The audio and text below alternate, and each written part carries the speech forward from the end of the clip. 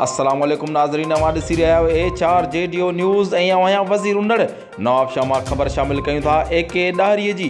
नवाब शाह जे social worker team पारां mother and child care अस्पताल ऐं PMC अस्पताल नवाब शाह में सहूलतुनि जी अणहूंद ऐं चइनि ॿारनि जे फोत थियण वारे वाक़े ख़िलाफ़ अनीला रफ़ीक मल्ला, फरहान खोसो, एहसान ईसा जमाली ऐं ॿियनि जी अॻुवाणीअ में प्रेस क्लब पारां एहतिजाजी मुज़ाहिरो कयो वियो।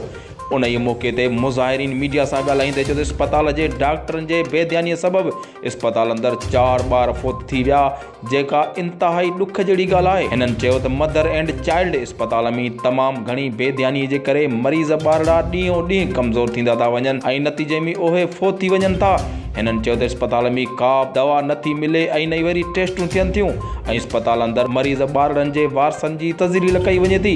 हिननि चयो त PMC अस्पताल में का बि सहूलत न आहे ऐं मरीज़नि खे रुलायो वञे थो ऐं उन्हनि जो बहितर नमूने सां इलाज नथो कयो वञे। अॻुवाननि मुतालबो कयो त हिन अस्पताल में बहितर अमलो मुक़ररु कयो वञे ऐं अस्पताल अंदरि ॿियूं सहूलतूं जल्द खां जल्द फराहम कयूं वञनि। HRJDO न्यूज़ में फ़िलहालु एतिरो ई। वधीक ख़बरुनि जी अपडेट लाइ ॾिसंदा रहो HRJDO न्यूज़।